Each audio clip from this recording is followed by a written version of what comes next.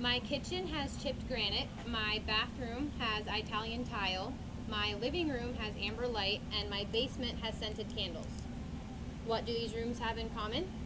Well, the 4 items I just told you those rooms have are all paint colors that can be mixed at your local Ace Hardware, and that is what we're doing today. I'm going to show you how to mix a can of paint.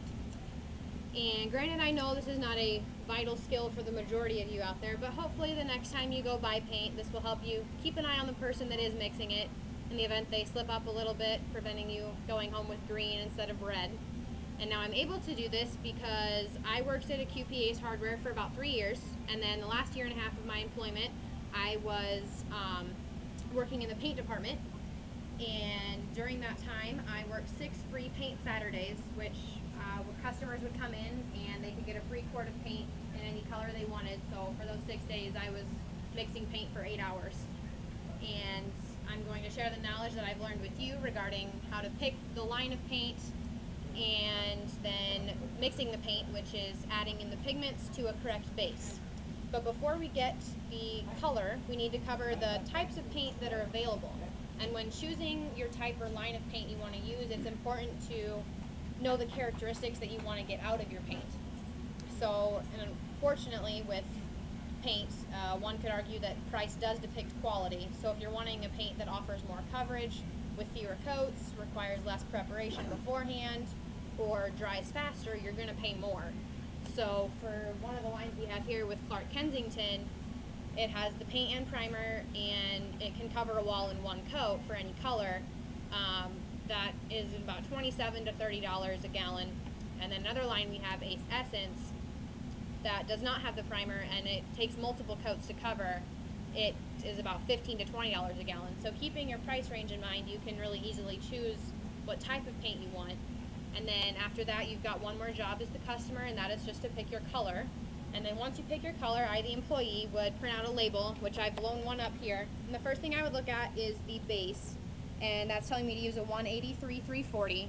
And I want to make sure that I get that one off the shelf, because the biggest thing with bases is not only do they determine how much room is available in the can for the pigment that needs to be added for your color, but paintinfo.com also talks about the chemicals that are in the base only adhere to certain colored pigments. So you want to make sure that they match up right. So you got to have the right base. So I do have the right base over here on the pigment canisters. And so then the next thing I would look at on the label is the formula that it's telling me. And it's telling me that I would have 4 different pigments to be added. For time's sake, I'm just going to show you how to add the first one, which it says to add AXX. So I would go over to the canister, mark that, which is right here. And our measuring system is pretty basic. The big marks are the ounces, so I have 1 ounce, and then I go up to an additional 33, which is the little marks. Prime it a few times and add that in there. And so I would just continue down and add in the next 3 pigments that are on the list, and it'd be ready for mixing. So just make sure you got a tight seal on it, and it would be able to go in the mixer. And the main thing with mixing is that you want to mix it long enough. Your color's not going to turn out if it doesn't. And New Zealand Institute of Chemistry also did some research on this, and that offer the finish on the paint and then the protection on the paint once it's on the wall. If they're not mixed properly, they don't do their job. So you got to make sure the base mixes enough with the pigments that you add. So the good motto with paint is the darker the paint, the longer you need to mix it. So with all the darker paints and the lighter paints, I've always found it really interesting, the huge quantity of colors and types of paints that we do have.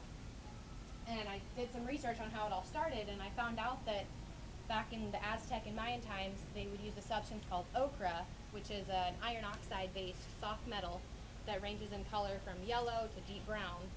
And they would use that, and then they started using naturally colored clays that had the reds and the oranges once they started using those colors as well.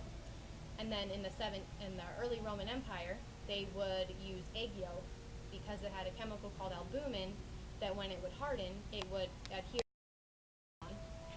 And then in the 1700s, they weren't limited by colors, so they could do any color really that they wanted. So they would start grinding the pigment into a paste using a mortar and pestle, and then they would just use that mixture for their paint. But this was a really expensive process, so only painters did it for their big murals. And it wasn't until the Industrial Revolution that people started using paint in households, and that was when it really became a norm for society, because Marshall Smith invented a machine that increased the efficiency of mixing paint.